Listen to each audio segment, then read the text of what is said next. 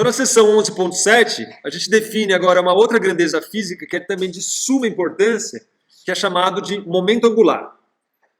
Como a gente viu nos capítulos anteriores, né, o conceito de momento linear e a lei de conservação do momento, elas são ferramentas extremamente poderosas que permitiam para a gente prever, por exemplo, o resultado, né, de colisões sem a gente conhecer os detalhes dessas colisões, tá certo? Sem conhecer os detalhes dessas. Nessa seção, a gente vai definir então uma grandeza análoga ao momento linear. A grandeza, como a gente vai olhar, ela se conserva também e se torna extremamente útil no estudo do movimento. Então, suponha que você tem uma partícula m de momento linear mv e ele está passando aí por um ponto A aí de um plano xy. Então, tem aqui um sistema de coordenadas. Está aqui o meu plano xy. E eu tenho uma partícula aqui que está passando aqui num certo ponto A com um certo momento P.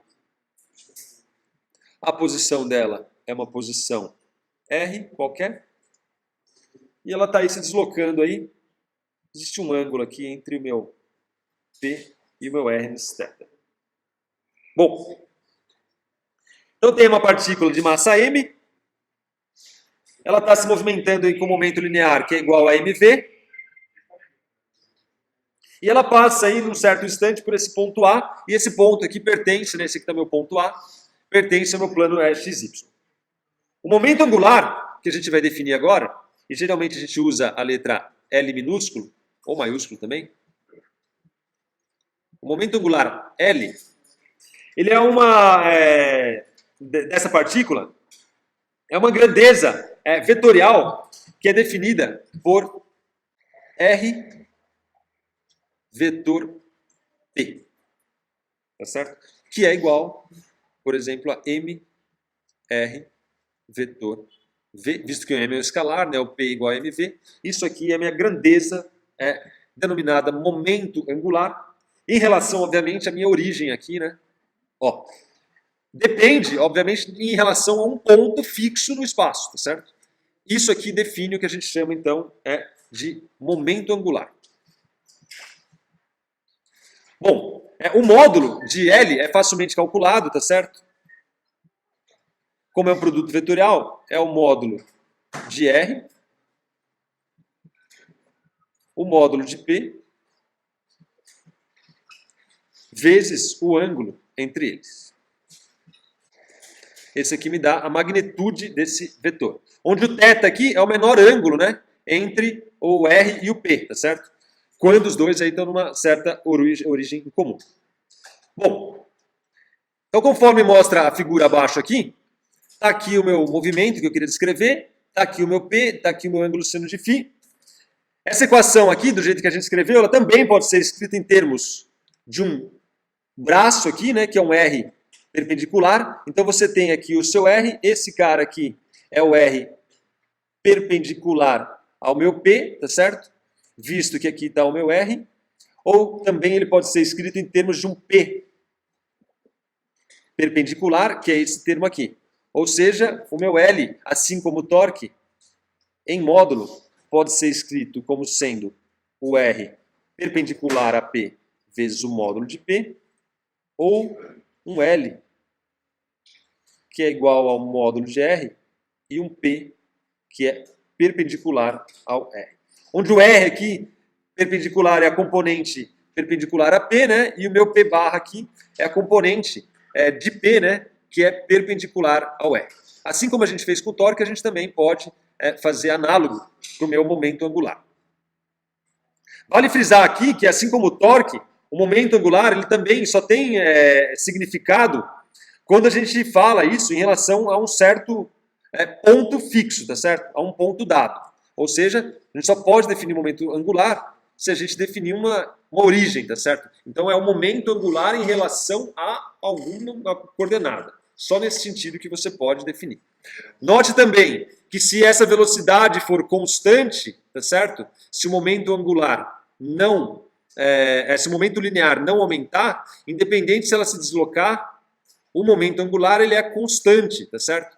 Ou seja, se P é constante, o braço aqui, ó, vai continuar sendo o mesmo braço, tá certo? A componente perpendicular aqui, R perpendicular, não vai alterar, tá certo?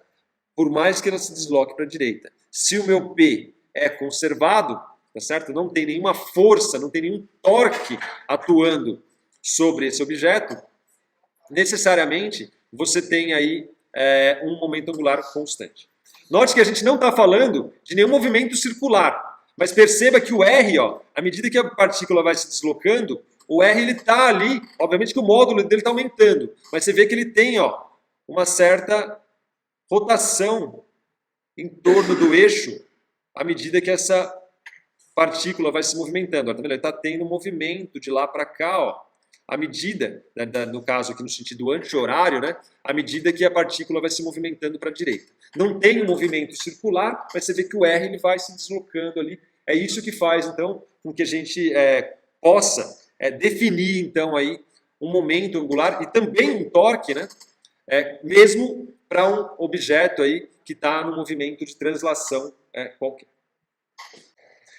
Vale frisar também, né, que o momento angular, assim como o torque era perpendicular ao raio e à força, o momento angular ele é perpendicular ao R e o P, tá certo? O vetor momento angular, dado que ele é dado por um produto vetorial entre R e P, o vetor momento angular é perpendicular, né, ao plano definido aí por R e P.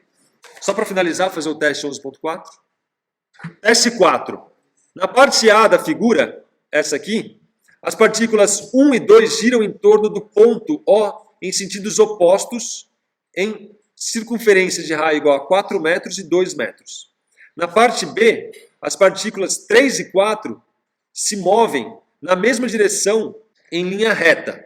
A distância perpendicular é de 4 metros e 2 metros do ponto O. Ou seja, daqui até aqui também é 2 metros e daqui até aqui também é 4 metros. Muito bem. A partícula 5 se afasta ao longo de uma linha reta que passa pelo O. Ok. As 5 partículas têm a mesma massa e a mesma velocidade constante. Ou seja, o M e o V é o mesmo. A pergunta: ordene as partículas de acordo com o módulo de seus momentos angulares em relação a O, em relação ao centro aqui, em ordem decrescente. E B, quais das partículas possuem momento angular negativo em relação a O? Então, a definição do momento angular é R vetor P, que pode ser escrito também, em termos do módulo, como R perpendicular módulo de P. Se a massa e a velocidade é constante, o módulo de P não varia, tá certo? É o mesmo também. Então, o momento angular vai depender do R perpendicular. Então, aqueles que têm maior R perpendicular têm maior momento angular. Ou seja, os maiores momentos angulares estão aqui da partícula 3 e da partícula 1. Os menores, o da partícula 2, porque o R perpendicular é menor. Aqui também o da partícula 4, que é igual ao do 2. E o do 5, o momento angular aqui é igual a 0. Porque o R é paralelo ao P. Como o R é paralelo ao P, o momento angular está proporcional ao seno de RP. O seno de R de P é 0, né? Porque é um ângulo de 0 graus, seno de 0 é 0. Então, o momento angular da partícula 5 é igual a 0, quando calculado em relação ao ponto O. Em relação aos módulos, você usa a regra da mão direita. Ó. Esse aqui está tendendo a fazer um movimento horário, tá certo? É anti-horário. Então, esse cara tem um momento positivo. Esse aqui, ó, se você se atentar, ele tende a fazer um movimento anti-horário.